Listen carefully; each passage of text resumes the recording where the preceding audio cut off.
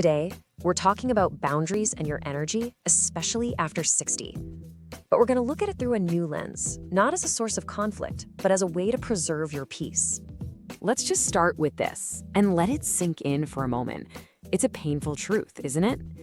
It's this paradox that so many of us face. The very people we've loved our whole lives can sometimes become the biggest source of stress, right at a time when our peace of mind is more precious than ever. You know, if that quote really hits home for you, I want you to know you're absolutely not alone. So today, we're going to dig into why this happens, especially as we get older, and more importantly, we're going to lay out a really clear, practical game plan for what you can actually do about it. All right, so here's our game plan. We'll start with the hidden truth, then get into why your energy is finite. After that, we'll cover the big idea. Boundaries are energy filters. Then we get practical with how to set your limits, look at wisdom for the long game, and wrap it all up with the most important thing. Your peace is the priority. Okay, let's dive right into section 1, the hidden truth. This is all about giving ourselves permission to just acknowledge this really tricky situation without feeling guilty or ashamed about it. I mean, it's the kind of question that can really keep you up at night, right? You've poured decades of love and support into your family. You've got this whole lifetime of memories together. So why do some of those conversations leave you feeling just completely wiped out? Look, this isn't some personal failure on your part. It's a really common and I mean critical paradox of this stage of life. You know, those roles we played for decades, being the peacemaker, the fixer, the endless source of support, well, they can just become unsustainable. And just admitting that, just acknowledging it, that's the real first step. And that leads us right into section 2, your energy is finite. This is where we get into the why behind all this. We need to understand what's really changing inside of us after 60. It's so simple, but it's a huge truth. I mean, we talk all the time about our physical energy changing as we age, but we almost never talk about our emotional and mental batteries. And after 60, let me tell you, those are not endlessly renewable. They become this really precious, finite resource. Protecting them isn't just a nice idea, it's absolutely necessary. And here's a name for what's draining that battery: unilateral emotional labor. This is all that invisible work so many of us have been doing our whole lives. You know, the constant effort of trying to manage someone else's moods, calm their anxieties, or just absorb their negativity to keep things from blowing up. It's totally one-sided, and man, is it exhausting. And the cost? Oh, it's real. This isn't just feeling a little tired after a tough phone call.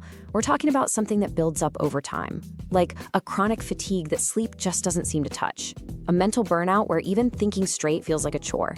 And you know, your capacity for joy just gets smaller. The things you used to love just don't feel the same.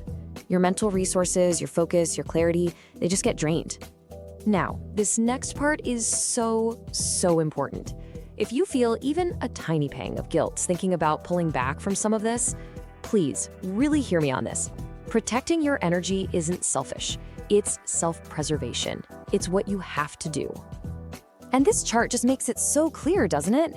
Look at the bar on the left. That's your energy when you're caught up in those toxic dynamics. It's just low, drained. But then look at the bar on the right. That's your energy when you have healthy boundaries in place. The difference is huge. And that's the energy you need for your hobbies, for your health, for your own peace. Okay, so this brings us to the absolute core of what we're talking about today. Section 3, boundaries are energy filters. This is where we stop just talking about the problem and start embracing a solution with a really powerful new way of thinking. So we've established the facts, right? Your energy is finite, and certain relationships are draining it. The big question is, what do we do? What's the tool we use to protect that energy? How do we stop the leak? And here it is, the big idea. Forget thinking of boundaries as these big walls you build to push people away. Instead, think of them as filters. It's brilliant, really. A boundary isn't about shutting people out. It's an intelligent filter that you control. It lets all the good stuff, the love, the real connection, flow right through, but it catches and stops the toxic stuff. You know, the guilt trips, the yelling, the endless drama, before it can get in and drain your battery.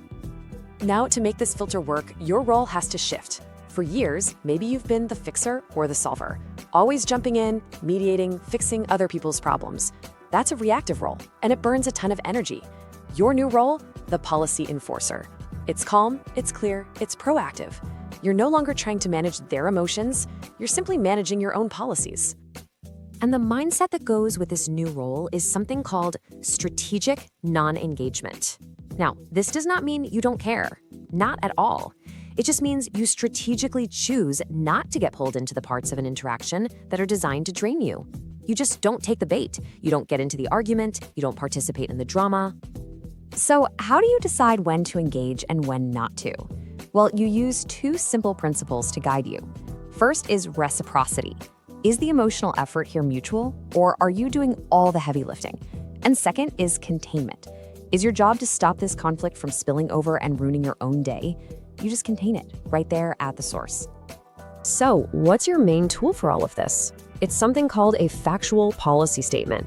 It's simple, it's direct, and believe me, it is incredibly effective.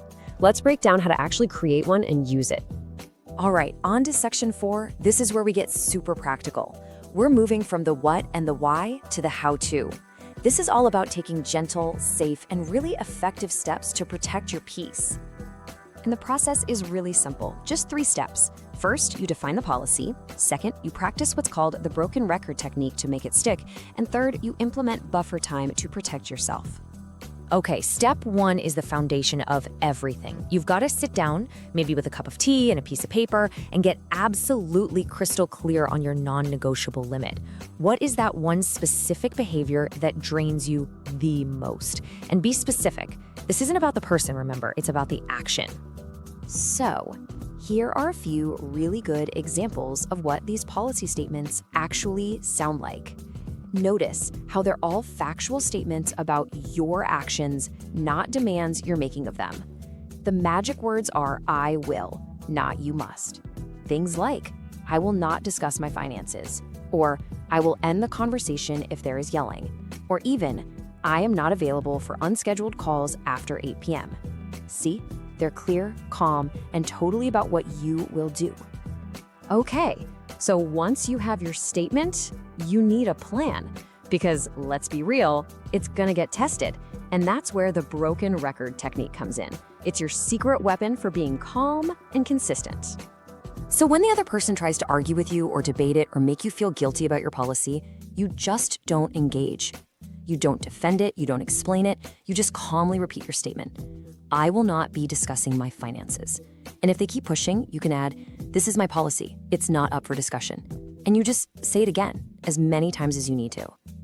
And you know why this works? Because it takes 2 people to have an argument.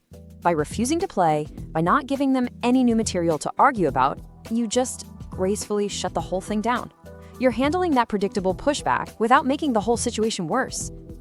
All right, our final step is a really important act of self-care. It's all about how you prepare for and recover from these tricky interactions.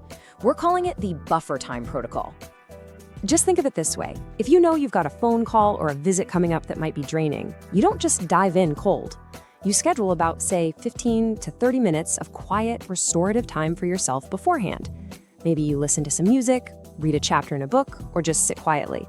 And then, this is key, you do the exact same thing afterward to process it all and let go of any stress. This protects your energy on both sides of the conversation. Okay, so now that we've got the practical tools down, let's shift our perspective a little bit in section 5. This is all about finding the encouragement to actually use these tools by looking at the big picture and the long-term rewards. This is such a fundamental shift in thinking. So many of us worry that setting a boundary will wreck a relationship. But honestly, most of the time, the exact opposite is true. It's the unchecked toxic stuff that eventually destroys relationships. Setting these clear, healthy limits is often the only way to keep the relationship going in a way that doesn't also destroy you. I love the wording here, reclaiming sovereignty. This is about so much more than just saying no. It's a really profound act of self-respect. You are basically declaring that your emotional and mental space belongs to you, and you get to decide what you let in. And the payoff for reclaiming that space? It's huge. We're not just talking about feeling a little better each day. This is about protecting your mental sharpness from the long-term damage of chronic stress. It leads to a much greater satisfaction with life. It means your retirement years can finally be defined by the peace you've earned, not by constant chaos. And maybe most importantly, you're modeling what self-respect looks like. And that brings us to our final section, number 6. This is where we pull it all together, focus on the single most important takeaway, and give you a gentle challenge to get you started. If you only remember one thing from our time together today, please let it be this. This whole conversation, it all boils down to one simple truth. Setting boundaries is just an essential act of conserving your energy. And at this point in your life, your peace of mind, well, it isn't just important, it is the priority. So here's your challenge, a gentle one. And I mean for today, not tomorrow or next week. What is the one factual policy statement you need most in your life right now? What's that one limit that, if you could just enforce it, would give you back the most peace and energy? Just take a second right now and think about what that would be. You know, the simple act of writing that statement down is incredibly powerful. It takes all that swirling anxiety and fear that's just living in your head, and it turns it into a solid, concrete plan. It's that first step from feeling like a victim of your circumstances to becoming the confident author of your own peace. So when we look back at everything we've talked about, it really starts with acknowledging a simple fact, that constant conflict with people, even people we love, drains the very energy we need to actually enjoy our lives. And the most powerful insight, the real game changer, is understanding you have a tool, that simple factual policy statement, combined with the broken record technique that allows you to enforce your limits with calm and consistency. And it all leads to this final, reassuring thought. When you take these small, deliberate steps to protect your emotional peace, you're doing so much more than just stopping an argument. You are ensuring that your later years are truly your own, defined not by chaos, but by a deep sense of self-respect and a vibrant, sustained mental vitality.